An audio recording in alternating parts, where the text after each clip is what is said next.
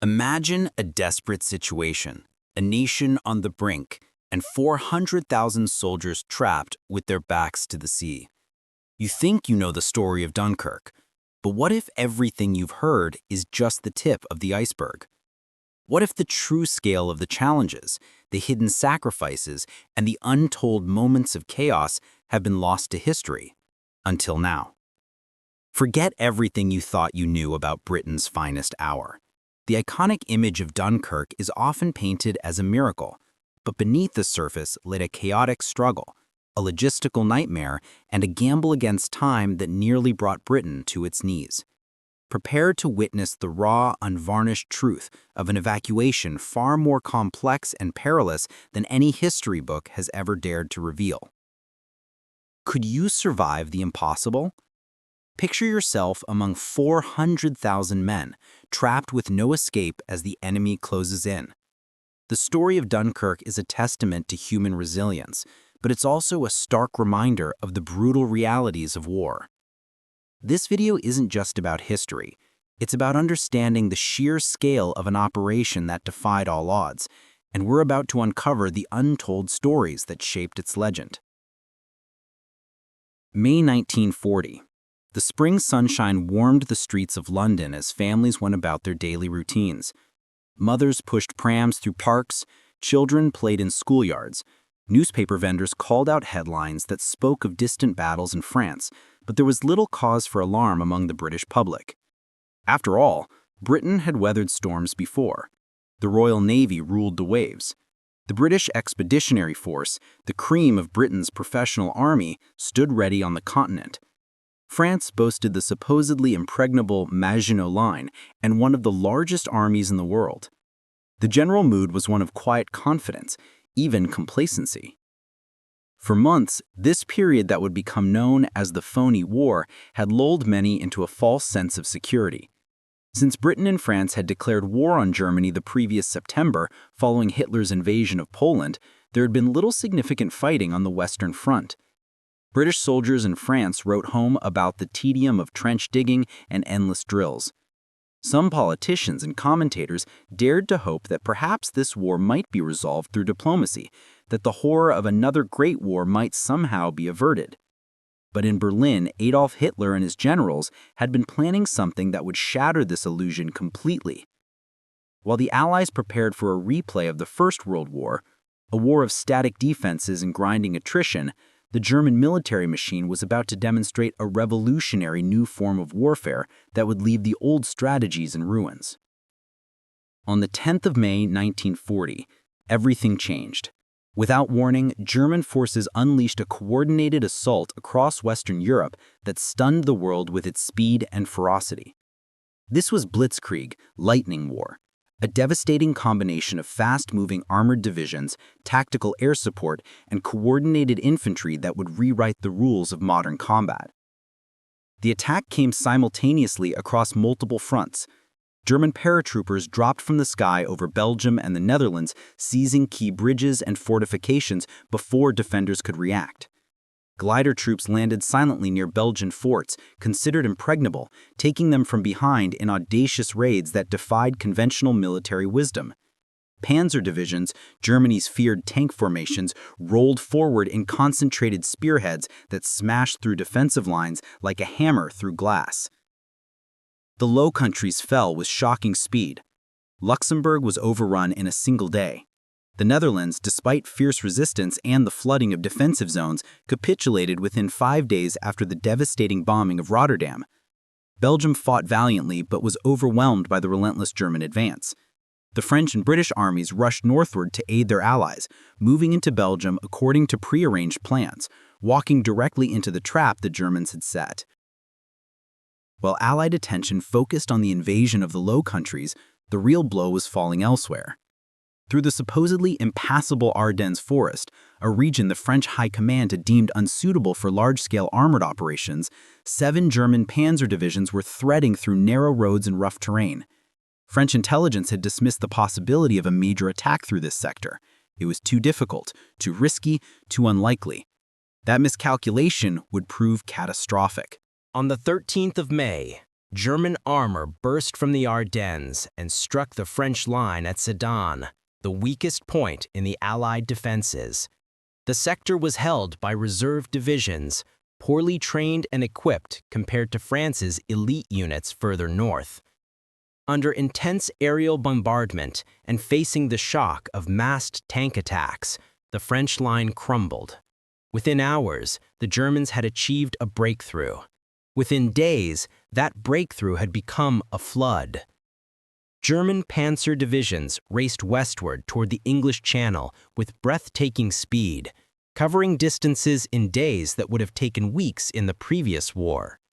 They moved so fast that even German high command struggled to believe the reports coming from the front. Heinz Guderian, one of the architects of Blitzkrieg, disobeyed orders to slow down, knowing that speed was the key to preventing the Allies from establishing new defensive lines. His gamble paid off spectacularly. The strategic situation became clear with horrifying rapidity. The German thrust to the coast was cutting the Allied armies in two. The best French divisions and the entire British Expeditionary Force, which had advanced into Belgium, were now isolated in a pocket with the sea at their backs. To the south, the bulk of the French army was separated by an ever-widening German corridor. The two halves of the Allied force could not support each other. Communications broke down. Supply lines were severed. Chaos spread through the Allied command structure as generals struggled to comprehend how completely their plans had collapsed. For the soldiers of the British Expeditionary Force, the realization came gradually, then all at once. Units that had expected to fight a defensive battle suddenly found themselves outflanked. Orders arrived to withdraw, then to withdraw again. The retreat accelerated into something approaching panic as the scale of the disaster became apparent. Roads clogged with refugees fleeing the German advance, mingled with withdrawing military units, creating nightmarish traffic jams. German aircraft strafed these columns mercilessly, adding to the terror and confusion. The BEF had been Britain's pride, approximately 300,000 men representing years of training and Britain's commitment to continental defense. Now they were trapped in a shrinking pocket around the French port of Dunkirk, pressed against the sea, with German forces closing in from three sides. Artillery fire grew closer each day. The Luftwaffe, Germany's air force, had near complete control of the skies, bombing and strafing at will. In London, the gravity of the situation was sinking in with cold clarity. Winston Churchill, who had become Prime Minister just as the German offensive began, faced the possibility of the greatest military disaster in British history. If the BEF was lost, if those 300,000 men were killed or captured, Britain would be left virtually defenseless. There were scarcely any trained formations left in Britain itself. The nation's military capacity would be shattered. Churchill knew that Britain might be forced to seek terms with Hitler, effectively ending any hope of resistance. The strategic trap was nearly perfect. German armor had reached the coast at Abbeville on the 20th of May, cutting off the northern Allied forces. Attempts to break through the German corridor failed bloodily. The Belgian army was on the verge of collapse. French units were scattered and disorganized. The British were in full retreat toward Dunkirk, abandoning equipment and supplies in their desperate flight. Some military analysts, both German and Allied, considered the situation hopeless. The British were trapped in an increasingly small perimeter with their backs to the sea, with no port facilities adequate for a large-scale evacuation and no apparent means of escape. German artillery was moving within range of Dunkirk's beaches and harbor. Panzer divisions, having raced across France in just over a week, were poised for the final assault that would destroy the British army. The miracle of the Marne, where French and British forces had stopped the German advance in the First World War, seemed about to be reversed into the disaster of Dunkirk. Britain stood on the precipice of defeat, its professional army facing annihilation, its future hanging by the slenderest of threads. Then something unexpected happened. On the 24th of May, with victory apparently within grasp, Adolf Hitler issued an order that would be debated by historians for generations. He commanded his panzer divisions to halt their advance toward Dunkirk. The tanks that had driven across France with unstoppable momentum suddenly stopped, just as they were about to deliver the killing blow. The reasons for Hitler's halt order remain controversial. Some historians argue it was primarily a military decision, influenced by Hermann Göring's assurance that the Luftwaffe alone could destroy the trapped British forces, making a costly ground assault unnecessary. The panzer divisions had been in continuous operation for 2 weeks, and mechanical breakdowns were mounting. Tank commanders reported that nearly 30% of their vehicles needed maintenance. The terrain around Dunkirk, crisscrossed with canals and waterways, was less suitable for armor than the open country they had just crossed. Other analysts suggest deeper strategic calculations. Hitler may have harbored hopes of eventually negotiating peace with Britain, seeing the British Empire as a potential ally against the Soviet Union, his ultimate target.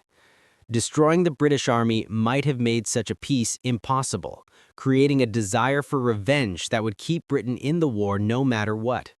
Some German generals later claimed that Hitler was genuinely surprised by the speed of his own success and feared it was too good to be true, that the Allies might have prepared some trap. Whatever the reason, the halt order gave the British a desperately needed reprieve. Those crucial days between the 24th and 26th of May, while German armor sat idle, allowed British and French forces to establish a defensive perimeter around Dunkirk. They fortified positions, brought up what artillery they had, and prepared to make a stand. More importantly, it gave the British government time to organize what would become one of the most extraordinary operations in military history. By the time the German attack resumed on the 26th of May, the window of easy victory had closed. The Allies had established a defensive line, and the battle for Dunkirk would not be the walkover the Germans had expected. In London, as reports from France grew more dire by the hour, Winston Churchill and his military commanders faced a desperate choice. They could attempt to hold Dunkirk and supply the trapped forces by sea, hoping for relief that seemed impossible. Or they could attempt an evacuation, withdrawing the BEF to Britain while there was still time. The decision was agonizing because either option seemed to lead to disaster. An evacuation would mean abandoning France, Britain's primary ally. It would mean leaving behind vast quantities of equipment, artillery, vehicles, and supplies that Britain could ill afford to lose. It would be seen as a humiliating retreat, a betrayal of the French who were still fighting. Yet the alternative, allowing the entire British army to be captured or destroyed, was unthinkable. Churchill made the call. Operation Dynamo, the evacuation of Dunkirk, was officially launched on the 26th of May. The man tasked with executing this seemingly impossible mission was Vice Admiral Bertram Ramsay, operating from his headquarters in Dover Castle, within the ancient tunnels beneath the castle keep. From this underground command center, Ramsay would coordinate what he initially believed might save perhaps 30,000 men if they were extraordinarily lucky. The Admiralty's most optimistic estimate suggested that maybe 45,000 troops could be evacuated before German forces overran the position. The challenges were staggering. Dunkirk's harbor had been heavily damaged by German bombing.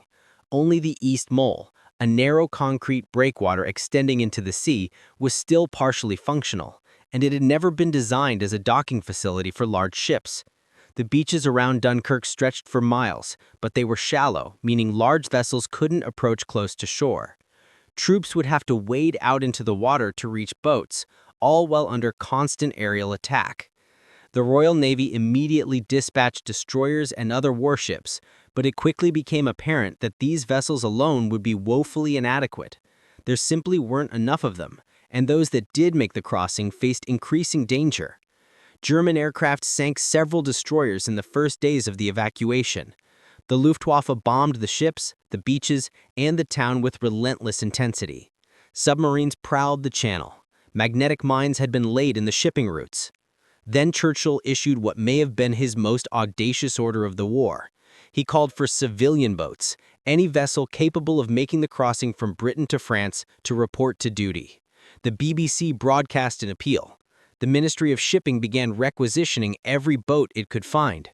What happened next surprised everyone, including Churchill himself. From ports and harbors all along the southern coast of England, an armada began to assemble that was unlike anything the world had ever seen. Fishing trawlers whose crews had worked the North Sea for generations, pleasure boats that had cruised peacefully along rivers and coastlines, private yachts owned by wealthy families, lifeboats from ocean liners, Thames barges, tugboats, river ferries, even the paddle steamers that had carried holiday makers on day trips, each received orders to proceed to Dunkirk. Many of these boats were crewed by their civilian owners, men too old for military service or in reserved occupations who nonetheless volunteered to sail into a war zone. Others were requisitioned by the Navy with volunteer crews assembled hurriedly. Some skippers brought their sons, others convinced friends and neighbors to join them. They were salesmen and fishermen, engineers and shopkeepers, united by a determination to bring their boys home. The little ships of Dunkirk, as they would become known, numbered in the hundreds. Estimates vary, but somewhere between 700 and 800 civilian vessels participated in the evacuation. Many were small, capable of carrying only a few dozen men at most, but that was precisely what made them invaluable. They could navigate the shallow waters close to shore, where larger ships could not venture. The logistics of coordinating this improvised fleet were nightmarish. Admiral Ramsay and his staff worked around the clock, managing vessel movements, establishing routes across the channel, organizing the flow of boats to and from the beaches. They had to account for tides, for German artillery range, for the changing position of German forces. 3 routes across the channel were established, coded X, Y, and Z, each with different lengths and levels of risk. Route Z, the longest at 87 miles, became the primary corridor because it stayed beyond the range of German coastal artillery. Communication was primitive by modern standards. Many of the civilian boats had no radios. Instructions were shouted from ship to ship or delivered by signal flags. The entire operation depended on individual initiative, on thousands of men making split-second decisions with incomplete information and under enemy fire. The scene at Dunkirk was something from a nightmare. On the beaches, hundreds of thousands of soldiers waited in long queues that stretched into the sea. Orderly lines of exhausted men standing waist-deep in water, waiting their turn to board a boat. They had been told to form these lines by their officers, and British discipline held despite the terror. When German aircraft roared overhead and bombs fell among them, the lines scattered, then reformed, again and again. The bombing was relentless. German aircraft came in waves, Stukas screaming down in their characteristic dive bombing runs, their sirens designed to maximize psychological terror. They strafed the beaches with machine gun fire. They bombed the harbor, the town, the ships. Black smoke from burning oil tanks created an apocalyptic pall over the entire area.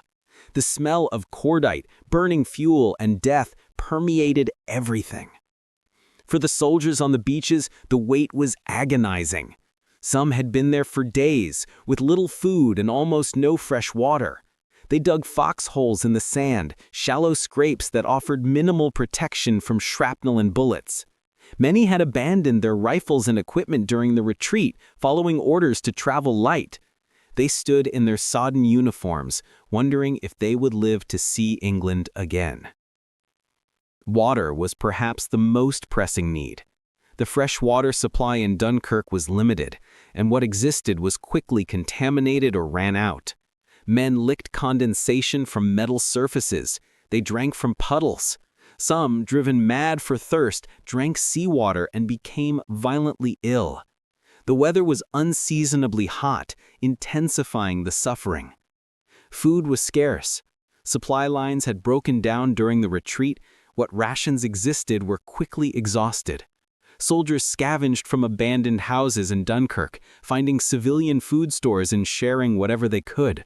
Some men went days without eating. The combination of hunger, thirst, exhaustion, and fear pushed many to their physical and mental limits. The Royal Air Force fought desperately to provide air cover, flying sortie after sortie from airfields in southern England. Spitfires and Hurricanes dueled with German fighters and bombers over the Channel and the beaches. RAF pilots flew to the point of complete exhaustion, landing only to refuel and rearm before going up again. But they were outnumbered, and much of their fighting took place beyond the sight of the soldiers below, who bitterly complained that the RAF had abandoned them. In truth, the RAF was suffering devastating losses in the skies over Dunkirk. They shot down German aircraft at a ratio that would prove crucial later during the Battle of Britain, but at terrible cost. British pilots who had to bail out over the Channel or German-occupied territory were lost. Unlike the Germans, who could recover their downed pilots from French territory, British airmen who survived being shot down became prisoners of war or drowned in the cold waters of the Channel. Despite the chaos, despite the death and destruction, the evacuation proceeded. The civilian boats proved their worth, shuttling back and forth between the beaches and larger ships offshore. Some made the entire crossing to England multiple times. The paddle steamer Medway Queen made 7 trips to Dunkirk, rescuing 7,000 men. The yacht Sundowner, just 18 meters long, made multiple crossings and saved over 100 soldiers. The cockle fishing boat Renown ferried men from shore to ships throughout the evacuation. Hundreds of similar stories played out across those desperate days. The soldiers wading out into the water faced their own horrors. The waves knocked some off their feet. Many couldn't swim, burdened by waterlogged uniforms and the few pieces of equipment they'd kept. Men drowned within sight of rescue. Bodies floated in the water. Those who made it to a boat often collapsed from exhaustion the moment they clambered aboard. Loading men from the beaches was agonizingly slow. A boat might take 20 minutes or more to load just a few dozen soldiers, precious time during which it remained exposed to enemy fire. Skippers learned to judge the tides carefully, knowing that boats caught on the beach at low tide would be stranded for hours, sitting ducks for German bombers. The East Mole proved surprisingly effective despite never being designed as a docking facility. Large ships tied up alongside it, and soldiers walked along the narrow concrete structure to board. It was dangerous. The Mole was under constant bombardment, but it allowed much faster loading than the beaches. Destroyers could embark hundreds of men in less than an hour. In the final days of the evacuation, the Mole was handling the majority of evacuees. Ships of all sizes were hit and sank. The destroyer HMS Wakeful was torpedoed by a German E-boat, going down so quickly that over 600 of the soldiers aboard were killed. The paddle steamer Crested Eagle was bombed and set ablaze, burning furiously as she drifted, a funeral pyre for the men trapped aboard. The destroyer HMS Grafton was torpedoed and sank after being hit twice. Dozens of ships met similar fates. The courage displayed was extraordinary. Crews pulled survivors from the water as bombs fell around them. Captains stayed with damaged ships to give their passengers time to escape. Soldiers in the water helped each other stay afloat, sharing pieces of driftwood or debris. Men who couldn't swim themselves helped push non-swimmers toward rescue boats.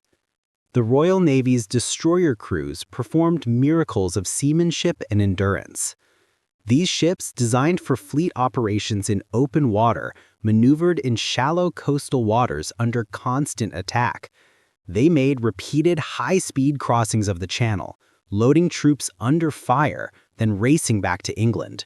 Some destroyers made up to 7 round trips. Crews went days without sleep, living on adrenaline and determination. As the evacuation progressed into its second and third days, a rhythm developed. Boats arrived, loaded troops, departed. Soldiers moved up the beach in their lines, waded in the water, boarded. German attacks came in waves, causing chaos and death, then abated for a time. The flow continued. Back in Britain, the returning soldiers told stories that shocked the public. These were no longer the confident troops who had marched off to France with bands playing and flags waving.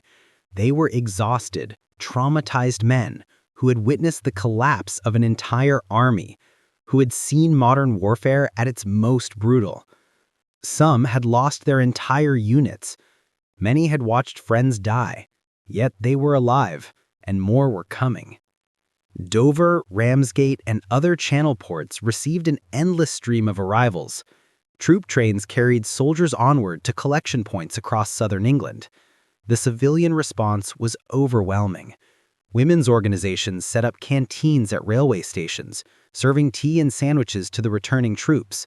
Families opened their homes. Churches organized relief efforts. The entire nation mobilized to care for these survivors. But even as thousands were saved, thousands more remained trapped at Dunkirk. The perimeter was shrinking. German pressure increased daily. Artillery fire reached further into the evacuation zone. The decision was made to extend the operation as long as possible, to save every man that could be saved.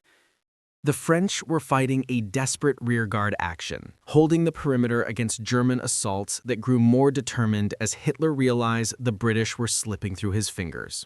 French soldiers, promised they would be evacuated alongside the British, formed the defensive line that made the entire operation possible. Yet as the days passed, tensions grew as it became clear that British troops were being prioritized. Churchill, acutely aware of the alliance's fragility, insisted that French soldiers must be evacuated in equal numbers to British troops in the final days. This was both a political necessity and a moral imperative. The French were sacrificing themselves so the British could escape. They deserved to be saved too. In the final 48 hours, French troops comprised the majority of evacuees. By the 1st of June, over 200,000 soldiers had been evacuated, a number that already exceeded even the most optimistic predictions. But the operation continued. Every additional hour meant more lives saved. The RAF intensified its efforts, mounting massive fighter sweeps over Dunkirk to give the troops below more breathing room. The cost in aircraft and pilots was staggering, but the RAF fought on. On the beaches, the last troops waited with grim determination. These were the rearguard, the men who had volunteered or been ordered to stay until the end. They manned the perimeter defenses, fought off German probes, bought time with their lives. Many knew they had little chance of escape, but held their positions anyway. The final night of the evacuation, the night of the 3rd of June, saw desperate scenes. Ships arrived at the mole to find it under heavy fire. Boats navigated through darkness, punctuated by explosions and burning wreckage. The last British troops boarded in the early hours of the 4th of June. Then the French rearguard, those who had held the line until the very end, made their way to the remaining boats. As dawn broke on the 4th of June, German forces entered Dunkirk. They found a devastated town, littered with abandoned equipment and supplies. Thousands of vehicles, hundreds of artillery pieces, vast stockpiles of ammunition and supplies, all left behind. The material cost was enormous, but the human cost had been far less than it might have been. Operation Dynamo officially ended on the 4th of June, 1940. In 9 days, 338,226 soldiers had been evacuated from Dunkirk. About 2/3 were British, the rest primarily French, with smaller numbers of Belgian and other Allied troops. It was an extraordinary number, 6 times larger than the initial estimates, a figure that seemed miraculous given the circumstances. But the cost had been terrible. 6 British and 3 French destroyers had been sunk, along with 9 other Royal Navy vessels and around 200 civilian craft. The RAF had lost over 100 aircraft. Thousands of soldiers had been killed during the evacuation or in the fighting that made it possible. The entire British Expeditionary Force's equipment was lost. Every tank, every artillery piece, most of the small arms, virtually all of the vehicles and supplies. Britain's army had been saved, but it was unarmed. For those who survived the beaches of Dunkirk, The experience left scars that many carried for the rest of their lives. The sound of aircraft engines overhead, even years later, could trigger flashbacks to those days of terror. The smell of burning oil would bring back memories of the smoke-shrouded beaches. Some men never spoke of what they'd witnessed, locking it away in a place too painful to revisit. The psychological impact was profound. Soldiers who had been trained to advance, to attack, to close with the enemy had instead spent weeks in retreat, running from a foe who seemed invincible. They had abandoned their positions, their equipment, their wounded comrades in some cases. Many felt shame alongside relief at their survival. The British Army had suffered a devastating defeat, and no amount of propaganda could completely disguise that reality. Yet something else emerged from Dunkirk, something unexpected. In the darkest hour, when Britain stood alone and defeat seemed certain, the nation had pulled together in a display of collective determination that surprised even the British themselves. The civilian sailors who had crossed the channel into hell to bring soldiers home, the RAF pilots who flew until they could barely see straight, the women who met every train with tea and comfort, the families who welcomed strangers into their homes. All of it spoke to a resilience, a stubborn refusal to surrender that would define Britain's war. Winston Churchill understood the importance of framing Dunkirk correctly. When he addressed Parliament on the 4th of June, the same day the evacuation ended, he was brutally honest about the military situation. "Wars are not won by evacuations," he told the House of Commons. He detailed the disaster in France, the loss of equipment, the precariousness of Britain's position. He refused to call Dunkirk a victory. But then he pivoted to defiance. "We shall fight on the beaches," he declared. "We shall fight on the landing grounds. We shall fight in the fields and in the streets. We shall fight in the hills. We shall never surrender." The speech became one of the most famous in British history, encapsulating the spirit that Dunkirk had somehow kindled even in defeat. The Dunkirk spirit, as it came to be known, became a touchstone of British identity. It represented courage in the face of overwhelming odds, determination when defeat seemed certain, the willingness of ordinary people to do extraordinary things. The image of the little ships, of fishermen and weekend sailors rescuing soldiers under fire, became a powerful symbol that transcended the military failure it emerged from. For the war effort, Dunkirk's importance was immense. Had the British Expeditionary Force been destroyed or captured, Britain would have been left with only a handful of trained divisions to defend the homeland. The invasion that Hitler was already planning, Operation Sea Lion, would have faced minimal resistance. Britain might have been forced to negotiate peace, leaving Hitler master of Europe. Instead, 300,000 veterans, men who knew how to soldier, returned to Britain. They formed the core around which Britain's military could be rebuilt. Within months, these survivors were training new recruits, passing on their experience, creating the expanded army Britain would need. Many would fight again in North Africa, Italy, and eventually in the liberation of Europe. The RAF's performance over Dunkirk, though criticized by the soldiers below who couldn't see the aerial battles being fought beyond the clouds, had inflicted serious losses on the Luftwaffe. German bomber and fighter squadrons that participated in the Dunkirk attacks lost experienced crews and aircraft that would be missed months later during the Battle of Britain. The RAF learned valuable lessons about tactics and aircraft performance that would prove crucial in the coming air war. Strategically, Hitler's failure to destroy the British Army at Dunkirk was a turning point, though it may not have seemed so at the time. It meant that Britain remained in the war, keeping alive the hope of eventual liberation for occupied Europe. It provided a base from which, years later, the Allied counteroffensive could be launched. Without Dunkirk, there would have been no D-Day, no liberation of France, no final victory in Western Europe. Yet we must also acknowledge what Dunkirk was not. It was not a victory in any conventional sense. France fell 3 weeks after the evacuation ended, and Britain faced the prospect of invasion alone. The equipment lost at Dunkirk took years to replace. The campaign in France had been a comprehensive defeat, and Dunkirk was simply a successful retreat that salvaged something from the disaster. The untold stories of Dunkirk are numerous. The French soldiers who held the perimeter and many of whom never made it off the beaches, their sacrifice largely forgotten in the British celebration of survival.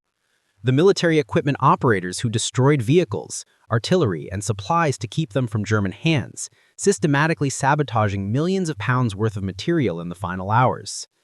The medical personnel who stayed behind to care for wounded soldiers too injured to move, knowing they would be captured. Thousands of soldiers did not make it off the beaches. Some were killed in the final days as German forces closed in. Others were captured after ammunition ran out and further resistance became pointless. The French troops who defended the perimeter paid an especially high price. Many were taken prisoner in the final hours as they ran out of ammunition and were overwhelmed. These men would spend the next 5 years in German POW camps, their sacrifice ensuring the evacuation's success. The civilian population of Dunkirk suffered terribly. Those residents who had not fled before the battle found themselves caught in a war zone. Buildings were destroyed by bombing and artillery fire. Civilians were killed in the crossfire. The town itself was left in ruins. It would take years to rebuild what was destroyed in those 9 days in late May and early June. There were also darker moments that history often glosses over. Discipline broke down in some units during the retreat. There were instances of looting, of panic, of men abandoning their posts. British and French soldiers argued over priority for evacuation. Some officers failed under the pressure, while others rose to the challenge. War reveals character, both noble and base, and Dunkirk was no exception. The racial makeup of the forces at Dunkirk reflected the British Empire of that era. Indian, African, and West Indian soldiers fought in the rear guard actions and were among those evacuated.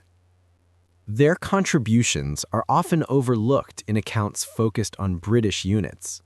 Similarly, soldiers from across the British Commonwealth, from Canada, Australia, and elsewhere, participated in the campaign and evacuation. The question of whether Dunkirk was a miracle, as it's often portrayed, or simply a military operation that succeeded beyond expectations remains open to interpretation. The halt order that gave the British crucial time to establish defenses was certainly fortunate, whether it resulted from Hitler's calculation, military caution, or divine intervention depends on one's perspective. The unusually calm seas during much of the evacuation, making the channel crossing easier for small boats, was a stroke of luck that saved lives. The heroism and determination of countless individuals, military and civilian, turned possibility into reality. What we can say with certainty is that Dunkirk represented a pivotal moment. Britain, faced with catastrophic defeat, found within itself the resolve to continue the fight. The evacuation bought time, preserved an army, and kept alive the hope of eventual victory. It demonstrated that even in the darkest circumstances, ordinary people could accomplish extraordinary things. The legacy of Dunkirk extends far beyond those 9 days in 1940. The Dunkirk spirit became a reference point for subsequent generations of Britons facing challenges, a reminder that the nation had survived its darkest hour through collective effort and refusal to yield. The little ships themselves, many of which still survive today, are maintained as floating memorials to that desperate week when Britain stood on the edge of the abyss. In military history, Dunkirk is studied as a case study in improvised logistics, in the importance of naval power, in the critical nature of air superiority. It's examined for its lessons on command and control under chaotic conditions, on the morale factors that allow armies to maintain discipline in retreat, on the strategic value of tactical withdrawals when facing overwhelming force. For the soldiers who lived through it, Dunkirk was something else entirely. It was the beach where they stood for days, waiting for rescue that might never come.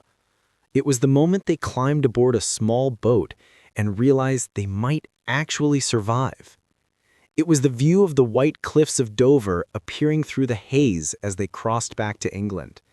It was the cup of tea pressed into their hands by a volunteer at Dover Harbor. It was the weight of guilt for having survived when so many had not. Was Dunkirk a miracle? Was it a triumph of human spirit? Or was it a near catastrophe narrowly averted through a combination of German mistakes, British determination, and sheer luck? Perhaps it was all of these things. Perhaps the truth of Dunkirk is too complex for simple categorization, too multifaceted to be reduced to a single narrative. What we can say with certainty is that Dunkirk changed the course of history. Had those 300,000 men been lost, the Second World War would have unfolded very differently. Britain might have fallen. Hitler might have consolidated his control over all of Europe. The long path to Allied victory, from North Africa to Italy to Normandy to Berlin, might never have been possible. The evacuation from Dunkirk was not Britain's finest hour, as it's often called. That would come later, during the Battle of Britain, during the Blitz, during the long years of stubborn resistance when Britain fought on alone. But Dunkirk was the moment that made those future victories possible.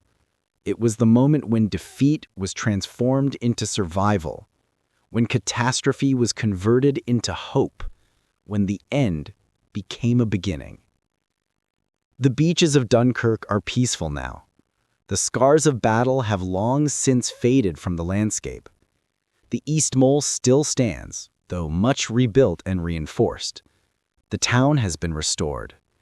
Tourists visit the museums and memorials that mark what happened there in late May and early June of 1940. But for those who lived through it, for the soldiers who waded in the water, for the sailors who crossed the channel again and again, for the pilots who fought in the skies above, Dunkirk remained vivid until the end of their days.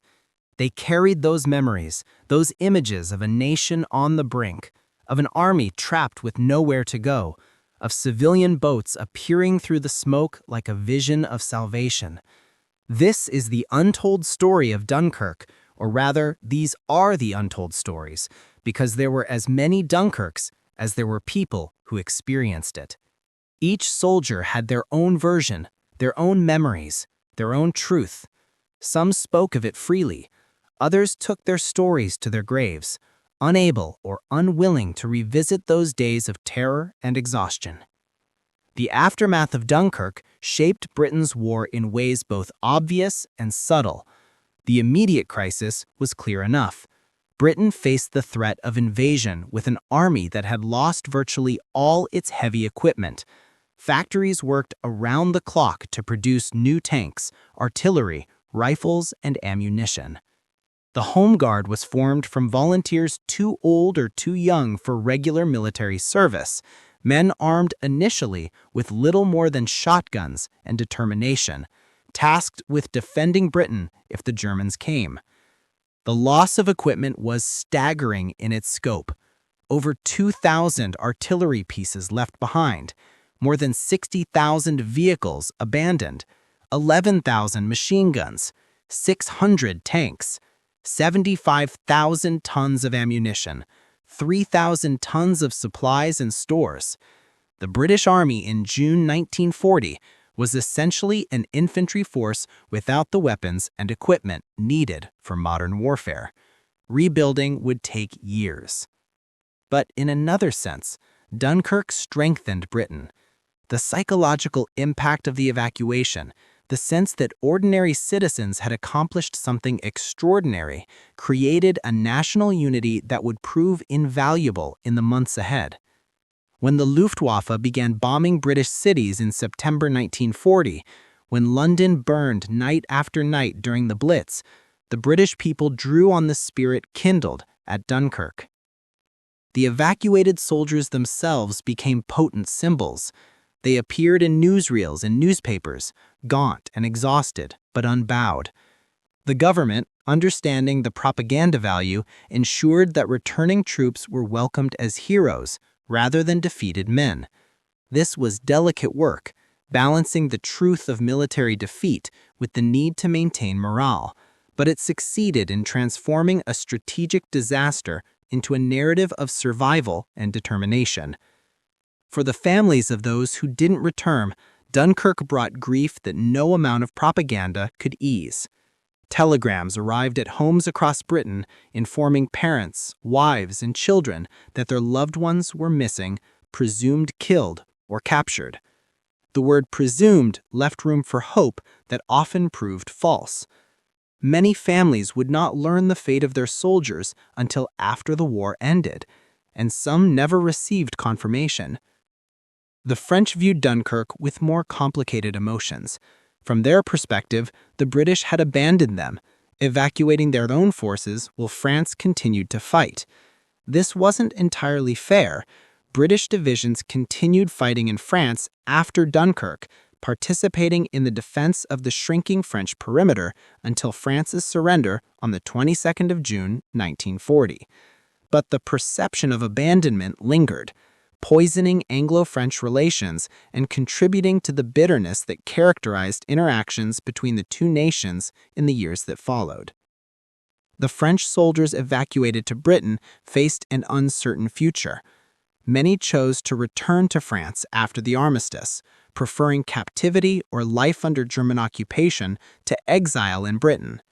Others stayed and joined the Free French forces under Charles de Gaulle, continuing the fight from British soil. These men became the nucleus of the French resistance and the Free French military that would eventually fight alongside the Allies in North Africa and Europe. Hitler's perspective on Dunkirk remains one of the great counterfactuals of the war. If he recognized the evacuation as a mistake, he never publicly acknowledged it. In the immediate aftermath, the German propaganda machine celebrated the victory in France while downplaying the British escape. German newsreels showed triumphant Wehrmacht soldiers in Paris, captured French equipment, prisoners being marched away. The fact that over 300,000 Allied soldiers had escaped was mentioned, but not emphasized. Privately, some German generals understood that an opportunity had been missed. If the British army had been destroyed at Dunkirk, Britain's will to continue fighting might have collapsed. The German military had proven its superiority on the battlefield. The Luftwaffe controlled the skies.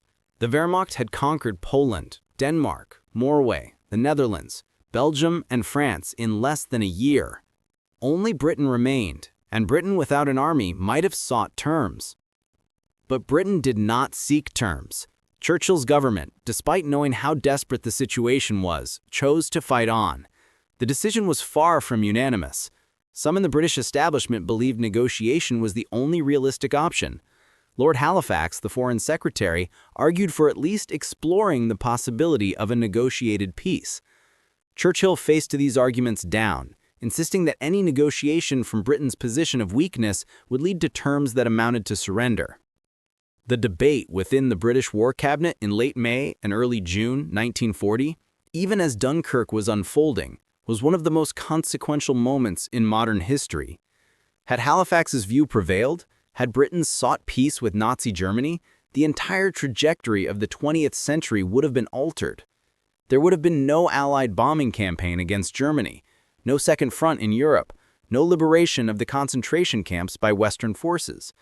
The Soviet Union might have fallen to Germany, or the two totalitarian powers might have reached some accommodation. The world that emerged from such a scenario is almost unimaginable in its horror. Churchill's determination, his rhetorical skill, and his political maneuvering kept Britain in the war. But he could not have succeeded without Dunkirk.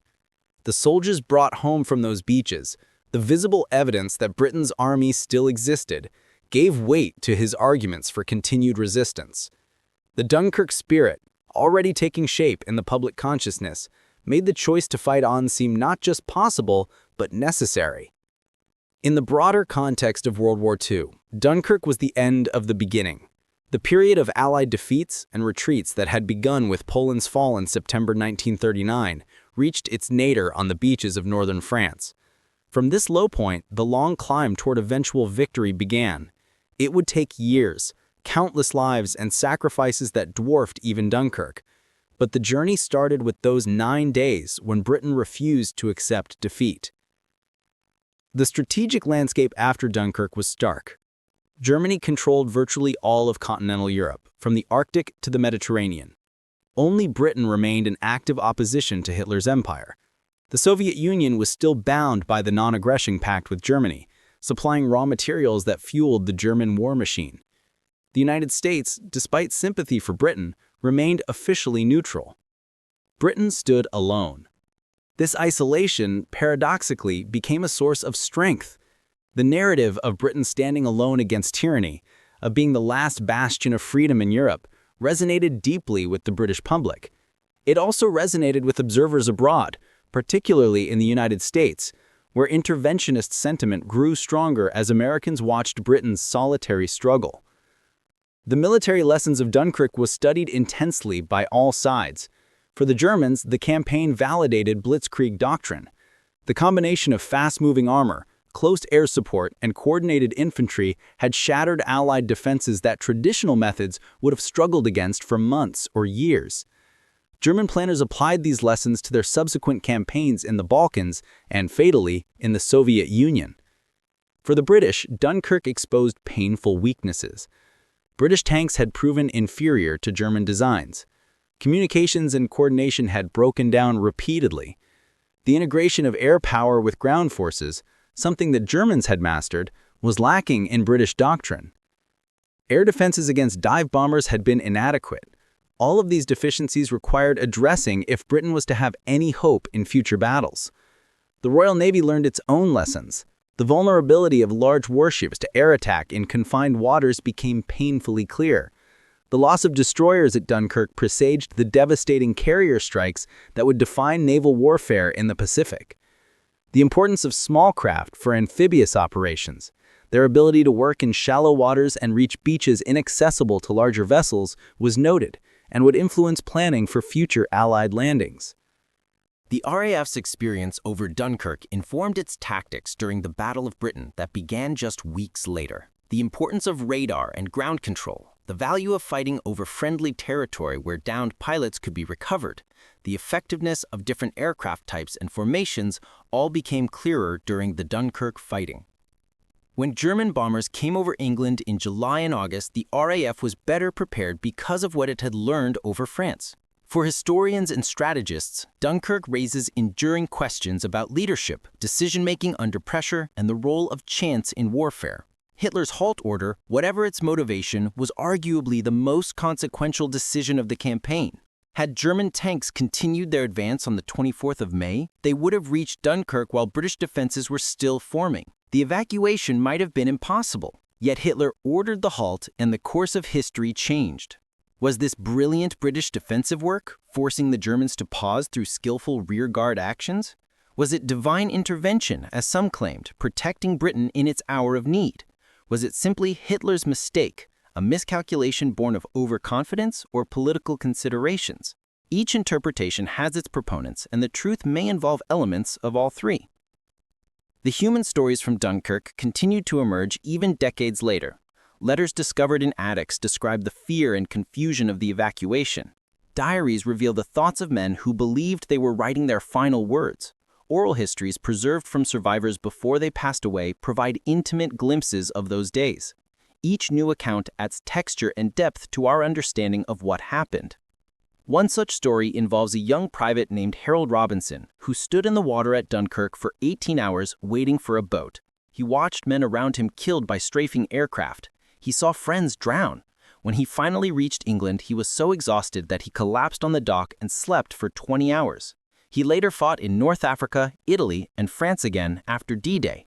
He survived the entire war and lived to be 93, but he said that those 18 hours at Dunkirk were the longest of his life. Another account comes from Charles Lightoller, the most senior officer to survive the sinking of the Titanic in 1912. At 66 years old, he took his personal motor yacht, Sundowner, across the channel to Dunkirk, accompanied by his eldest son and a Sea Scout. Despite being strafed by German aircraft and narrowly avoiding collision with larger vessels in the darkness, Lightoller successfully evacuated 130 men, packing them so tightly aboard his small yacht that many had to stand for the entire crossing. His adventure connected two of the 20th century's most famous maritime events, separated by 28 years. The little ships themselves, those that survived the war, became treasured artifacts. Some continued working as fishing boats or pleasure craft for decades. Others were restored and preserved as floating museums. Every few years, flotillas of surviving little ships recreate the crossing to Dunkirk, a pilgrimage honoring the men who made the original journey under fire. Modern Dunkirk, rebuilt after the war, has become a place of memory and reflection. The harbor, the beaches, the town itself serve as a vast memorial to those dramatic days. Museums display artifacts recovered from the sand and water. Memorials list the names of those who died. Tour guides walk visitors through the positions held by the rearguard, explaining the tactical situation and the fighting that occurred. For Britain, Dunkirk has taken on an almost mythological status. It represents a time when the nation faced existential threat and responded with courage and unity. The story has been told and retold in books, films, documentaries, and plays. Each generation interprets it through its own lens, finding in Dunkirk either validation of British exceptionalism or a more nuanced story of luck, sacrifice, and determination. The film Dunkirk, released in 2017 by director Christopher Nolan, brought the story to a new generation. Its visceral depiction of the chaos and terror of the evacuation, its focus on individual stories rather than grand strategy, captured something of the lived experience of those days. For some veterans still alive to see it, the film was both painful and validating, a recognition of what they had endured. Yet for all the attention Dunkirk receives, some argue it remains misunderstood. The focus on the miraculous nature of the evacuation can obscure the fact that it resulted from devastating military defeat. The celebration of the little ships can overshadow the hard fact that professional military forces suffered a catastrophic setback.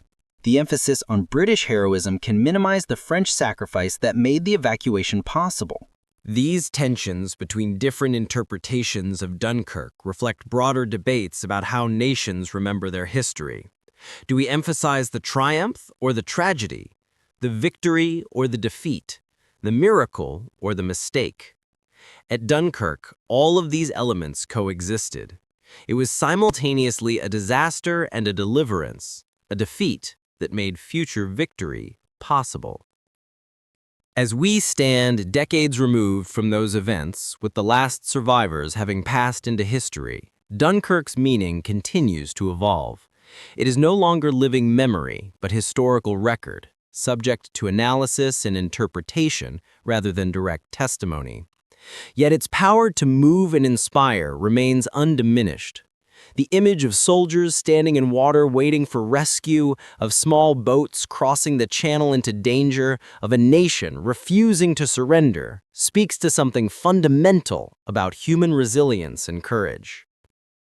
The untold story of Dunkirk, in the end, may be that there is no single story. There are hundreds of thousands of individual stories, each unique, each valuable. The soldier who waited on the beach, the sailor who made the crossing, the pilot who fought overhead, the worker who built the ships, the family that welcomed survivors home.